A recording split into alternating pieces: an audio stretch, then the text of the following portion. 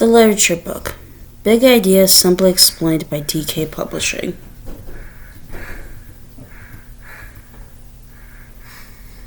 Introduction. Storytelling is as old as humanity itself. The tradition of capturing the events and beliefs of communities reaches back to a time when humans first sat by a fire and told tales. History was preserved in the form of legends and mythologies that were passed down from one generation to the next and offered answers to the mysteries of the universe and its creation. Written accounts emerged at the same time as ancient civilizations, but at first the invention of writing meant simple, prosaic functions. For example, to record transactions between traders or tally quantities of goods. The thousands of cuneiform clay tablets discovered at Ugarit in Syria reveal the already complex nature of the written form by 1500 before Christ. Writing soon evolved from a means of providing trading information to preserving the oral histories that were integral to every culture and their customs, ideas, morals, and social structures. This led to the first examples of written literature in the epic stories of Mesopotamia, India, and ancient Greece, and the more philosophical historical texts of ancient China. As John Steinbeck so succinctly put it in his Nobel Prize acceptance speech in 1962, literature is as old as speech. It grew out of human need for it, and it has not changed except to become more needed. Miss Bingley of Jane Austen's Pride and Prejudice may have been talking fatuously when she declared, "How much sooner one tires of anything than of a book." But this sentiment rings true for many of us. Despite the almost limitless diversions that face readers today, literature continues to satisfy a spiritual or psychological need and open readers' minds to the world and its extraordinary variety. There are works penned hundreds of years ago that continue to enchant and amuse to this day. Complex postmodern texts that can be challenging in the extreme yet still hold us in their grip, and new novels that feel so fresh that they read as if words have only just been invented. I begin with writing the first sentence and trusting to Almighty God for the second. Lawrence Stern. Defining literature. Although the simple definition of literature is anything that is written down, the word has become primarily associated with works of fiction, drama, and poetry, and weighted with the impossible to quantify distinction of merit and superiority. These values are intrinsic to the canon of literature drawn upon for academic study and an appreciation that has been evolving since the middle of the 19th century. The term canon was borrowed from the ecclesiastical canons of authorized religious texts. The literary canon, a collection of works commonly agreed to be of exceptional quality, was formed almost entirely from familiar works of Western European literature. Since the mid-20th century, culture and literary theorists have done much to destabilize the canon by disputing the authority of these lists of the works of dead white Europeans. The idea of a perceived canon of great works still stands as a useful framework, but rather than the term being used to define the same set of titles, it evolves with new generation which re-examines the ideology and power structures that underpin the selections of previous generations and questions why certain other works were excluded. Arguably, studying how literature is created and testing its place in the canon may help to make us better readers. In the same spirit, this guide features many titles that are traditionally regarded as great works, but explores their place in the wider story of literature and within a richer mix of writing drawn from around the globe. They sit alongside newer texts that empower some of the voices that were silenced and over the centuries by social constructs such as colonialism and patriarchy, and Europe's dominance over literature. Choosing books. This guide takes a chronological journey through literature, using more than 100 books as guideposts along the route. It also takes a global approach, exploring literary texts from a wide range of different cultures that many readers may not have encountered previously. The literature books' chosen works are either exemplars of a particular writing style or technique, or represent a group or movement that took a new direction, which was then adopted by other contemporary writers or expanded upon by future generations. The works are arranged chronologically to highlight the emergence of literary innovations against the social and political backdrop of their times. For example, during the 17th and 18th century, French literature evolved from Moliere's neoclassical comedies of manners into Voltaire's satirical undermining of Enlightenment optimism, and later into a savage depiction of decadent French aristocracy, are shown in Pierre Chedouleau de la L'Élésion des Roses, published in the lead-up to the French Revolution. These changes in literature inevitably overlap, as writers pioneered techniques that took time to enter the mainstream, while others continued literary traditions from previous eras. Lists are always contentious. Arguably, the hundred or so books chosen here could be replaced with 100 others many times over. They are not presented as a definitive list of must-reads.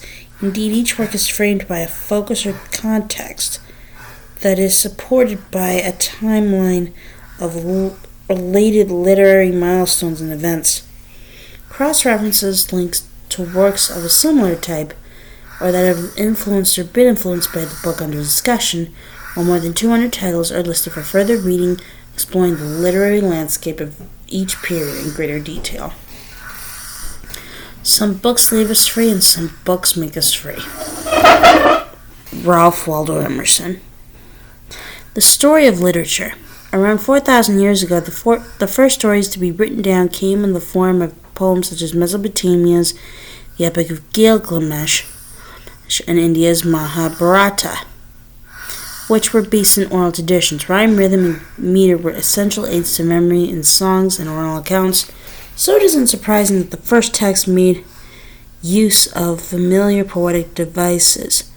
Many early written texts were religious, and sacred texts such as the Bible or the Quran tell stories of the early histories and have influenced writing for centuries.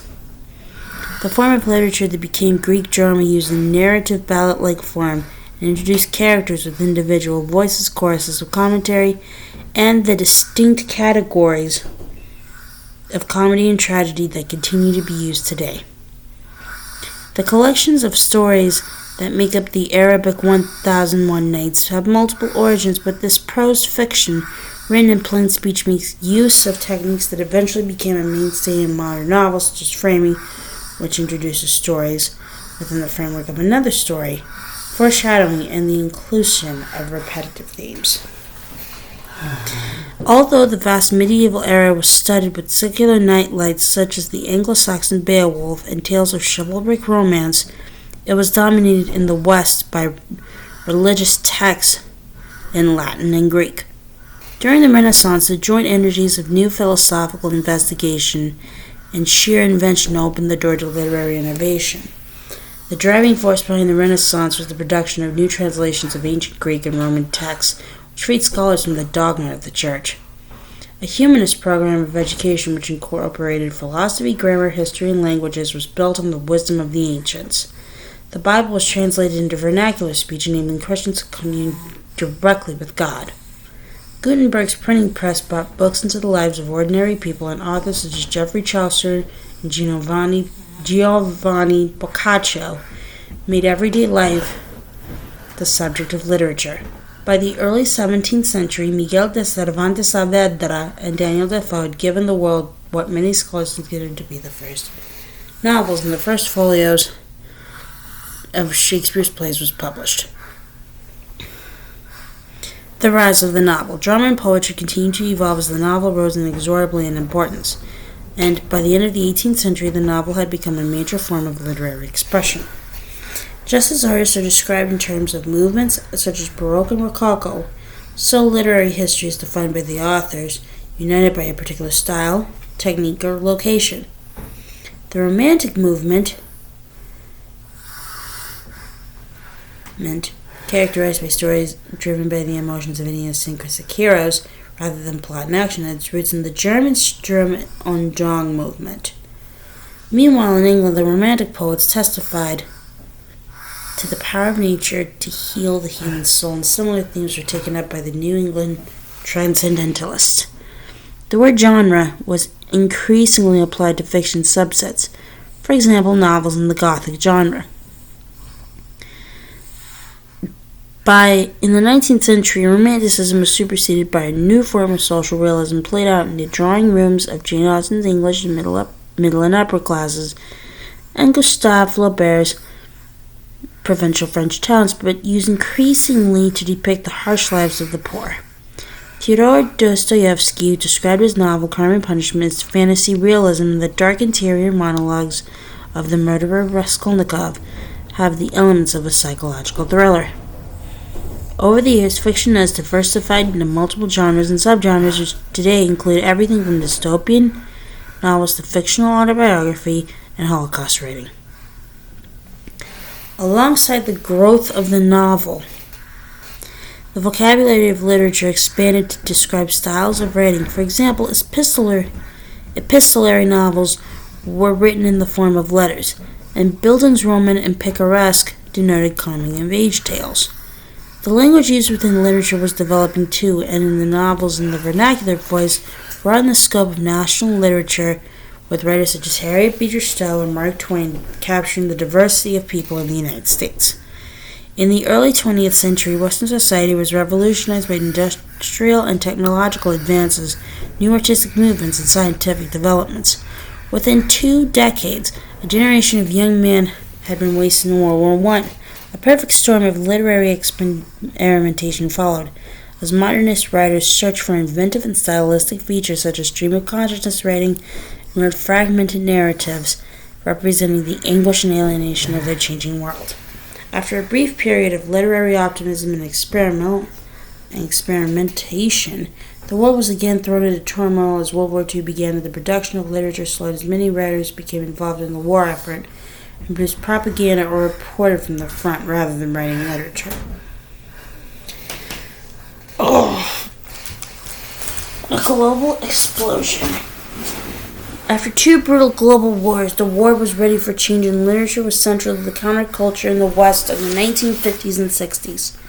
Postmodernist writers and theorists focused on the artifice of writing, demanding more of the reader than simply engaging with a realist narrative. Novels now had fractured or non-linear time spans, unreliable narratives, episodes of magical realism, and multiple-choice endings. During this period, the West, and in particular writing in English, also loosened its grip on world culture.